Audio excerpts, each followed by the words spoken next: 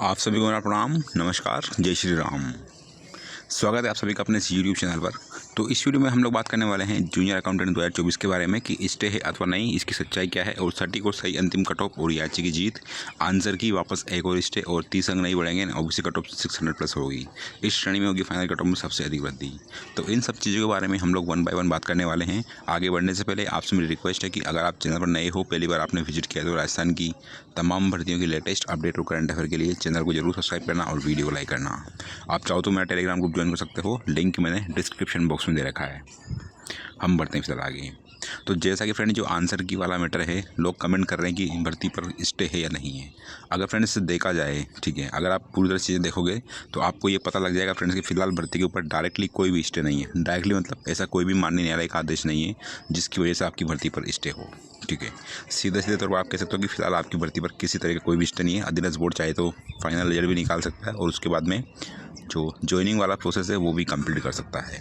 ठीक है, तो जो लोग कमेंट कर रहे थे स्टे के बारे में बता दो फ्रेंड्स कि डायरेक्टली कोई भी आपकी भर्ती पर स्टे नहीं है। अधीनस्थ बोर्ड चाहे तो आपका एक गुना परिणाम या कि जो फाइनल पेंडिंग चल रहा है वो पब्लिश कर सकता है और ज्वाइनिंग भी निकाल सकता है। और अगर अपन इनडायरेक्टली देखें कि बोर्ड के बारे में क्या चीज़ें क्या नहीं है, तो बोर्ड की एक दुविधा आप देख सकते हो फ्रेंड की जिन लोगों को लिए कोर्ट ने बोला है कि भाई आप इनका रिप्रेजेंटेशन लो और इनकी जो भी इनके जो आंसर की के लिए या जो भी क्वेश्चन ऑब्जेक्शन लगाया है उनको लेकर के आप वापस से कमेटी बनाओ और जो इनके ऑब्जेक्शंस उनको आप रिव्यू करो। यानी जो भी ये पिटिशनर है जो इनको कि अपने जो भी डॉक्यूमेंट देने वाले हैं, स्टैंडर्ड बुक हो सकती है, जो भी चीज़ें हैं, अगर उनको एनालिसिस करने के बाद में या रिव्यू करने के बाद में अगर अधीनस्थ बोर्ड को लगता है कि वो सही है, यानी कि जो प्रूफ दिया वो बिल्कुल सही है, वो कमेटी बोलती है साथ उसके बाद में क्या होगा फ्रेंड्स की जिन लोगों ने याचिका लगाई है, मैं सिर्फ याचिकाकर्ता को बोलूँगा फ्रेंड्स, ना कि सभी की, तो जिन लोगों ने याचिका दायर करी है तो उनका जो भी एग्ज़ाम आंसर उनका रिजल्ट है मतलब उसको रिवाइज जारी करना पड़ेगा। ठीक है, ये मैटर नहीं करता कि वो मेरिट लिस्ट में आएंगे नहीं, लेकिन उनका रिवाइज रिजल्ट जारी करना पड़ेगा। उसके बाद में अगर जो याचिका करता है अगर वो मेरिट लिस्ट में आते तो उनको ज्वाइनिंग भी देनी पड़ेगी।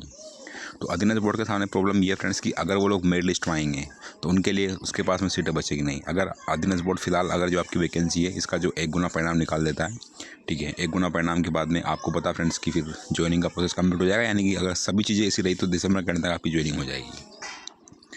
फिर दिक्कत आएगी वो सेवा समाप्त करने वाला मैटर पड़ता है। आपने देखा होगा अभी जैसे पशुधन सहायक में था या अभी हाईकोर्ट एलडीसी की वैकेंसी उसमें भी सेम मैटर हाईकोर्ट ने दिया था कि ज्वाइनिंग होने के बाद में हाईकोर्ट ने अपना एक आदेश दिया, उसमें बोला कि दोबारा से मेरिट लिस्ट तैयार की जाए और जो भी मेरिट लिस्ट में हैं कम नंबर वाले हैं उनकी सेवा समाप्त कर दी जाए।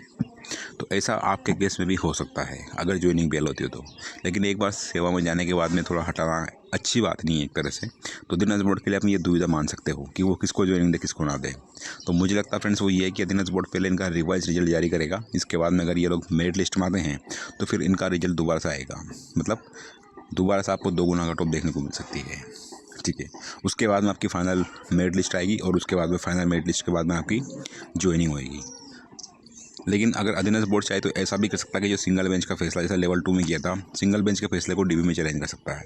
डीबी में चैलेंज करने के बाद में स्टे मिल सकता है अधीनस्थ बोर्ड को बिल्कुल। तो जिन लोगों ने याचिका लगाई है आंसर को लेकर के, मैं इतने बोलूँगा फ्रेंड्स कि आपको सिंगल बेंच के फैसले के लिए जो है आपके पक्ष में आया एक तरह से देख सकते हो आप, तो इसके ऊपर आपको केवियट दायर करना चाहिए डीबी में, ताकि आपकी भर्ती पर स्टे ना आए। जो फिलहाल जो आपकी जो प्रोसेस चल रही है वो कंटिन्यू चलती रहे।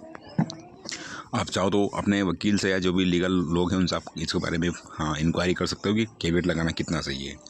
ठीक है, तो यही है फ्रेंड्स अभी के लिए कि बस मुझे लगता है फ्रेंड्स कि इनको वापस से 2 गुना परिणाम जारी करना पड़ेगा और 2 गुना परिणाम का मतलब समझ सकते हो फ्रेंड्स की कितनी चीज़ें ऊपर नीचे होगी। तो अधीनस्थ बोर्ड मुझे लगता है फ्रेंड्स की जिन लोगों ने याचिका लगाई है इनका जो भी चीज़ें उनको रिव्यू करेगा, उसके बाद में इनकी जो है अगर ये मेरिट लिस्ट में आता है दोबारा से रिजल्ट निकालेगा और उसके बाद में आपकी एक गुना आएगा, फिर उसके बाद में आपकी ज्वाइनिंग होगी। तो आप सीधे सीधे समय डायरेक्टली यानी कि सीधे रूप पर आपकी भर्ती पर किसी तरह कोई भी स्टे नहीं है, लेकिन इनडायरेक्टली रूप से अगर आप देखा जाए तो आपकी भर्ती पर स्टे आप मान सकते हो। क्योंकि कल चेयरमैन साहब ने भी कहा था कि जो भी कोर्ट से ऑर्डर हुए उनको देखने के बाद नहीं वो रिजल्ट के बारे में कुछ कह सकते हैं। हालांकि मैं वापस बताना चाहूँगा फ्रेंड्स कि अधीनस्थ बोर्ड बिल्कुल अपनी ज्वाइनिंग की जो प्रोसेस है, यानी कि जो एक गुना परिणाम है उसको कभी भी निकाल सकता है और ज्वाइनिंग वाला भी काम कंप्लीट कर सकता है, क्योंकि डायरेक्टली आपकी भर्ती पर किसी तरह का कोई भी स्टे नहीं है। ठीक है, तो यही बात की स्टे है या नहीं है, तो स्टे डायरेक्टली कोई किसी तरह का स्टे नहीं है, लेकिन अधीनस्थ बोर्ड अपनी जो भी उसको सहूलियत रहेगी उसके अकॉर्डिंग वो काम करेगा।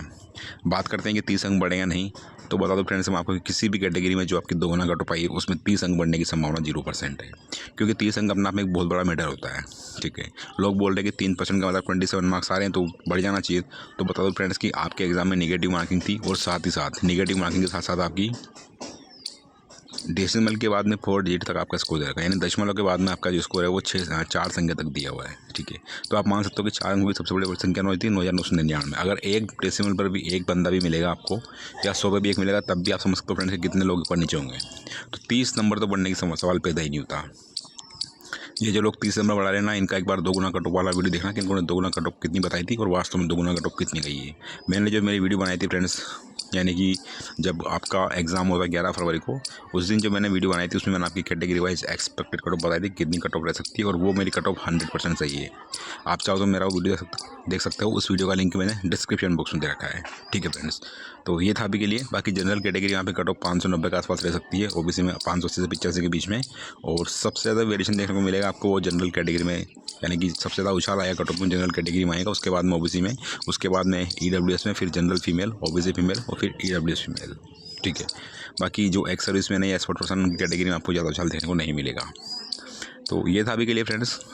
बाकी मैं बोल दूं फ्रेंड्स कि आपकी ज्वाइनिंग का रास्ता सारा क्लियर हो चुका है। फिलहाल किसी तरह कोई भी स्टे नहीं है आपकी भर्ती के ऊपर, सीधे तौर पर कोई भी स्टे कोर्ट ने अपने आदेश में नहीं लिखा, लेकिन वो रिप्रेजेंट वाला मैटर है, यानी कि जो याचिकाकर्ताओं के जो डॉक्यूमेंट वगैरह देंगे उनको जो बोर्ड की कमेटी रिव्यू करेगी, उसके बाद में वो डिसाइड करेगी कि क्या है क्या नहीं, और हो सकता है कि आपको 2 गुना परिणाम वापस से रिवाइज हो जाए। बाकी जो भी अपडेट होगी आपको मैं बता दूँगा। तो ये था अभी के लिए। तो वापस बोलना चाहूँगा फ्रेंड्स कि सबसे ज़्यादा इंक्रीमेंट आपका जनरल कैटेगरी में होगा, SC ST में ज़्यादा आपको इंक्रीमेंट देखने को नहीं मिलेगा। जो टेलीग्राम वाली लिस्ट बता रही है कि टेलीग्राम पे ऐसा वैसा लिस्ट बन रही है, वो सब फर्जी हैं। अगर आप उनका ऑफिशियल डेटा देखो कि भाई आप अपना स्कोर कार्ड शेयर करो, उसके बाद में आप रिजल्ट प्रिपेयर करो या लिस्ट बनाओ, तो मैं मान सकता हूँ कि हाँ बिल्कुल ऑथेंटिक और जेन्युइन आपने कट ऑफ बताई है। बट कोई कहता है कि मेरे 600 नंबर है, 500 नंबर, तो उन चीज़ों को बिलीव करना थोड़ा मुश्किल होता है। ठीक है फ्रेंड्स, तो ये था अभी के लिए। मिलते हैं नेक्स्ट वीडियो में। वीडियो वॉच करने के लिए thanks. Have a great day and all the very very best. आपसे रिक्वेस्ट है मेरी, अगर आपने चैनल पर पहली बार विजिट किया है तो चैनल को जरूर सब्सक्राइब करना और वीडियो को लाइक करना। आप चाहो तो मेरा टेलीग्राम ग्रुप ज्वाइन कर सकते हो, लिंक मैंने डिस्क्रिप्शन बॉक्स में दे रखा है। Again thanks for watching the video. I wish की जल्दी से आपका रिजल्ट आए, आपकी ज्वाइनिंग हो और कोर्ट का मैटर क्लियर हो।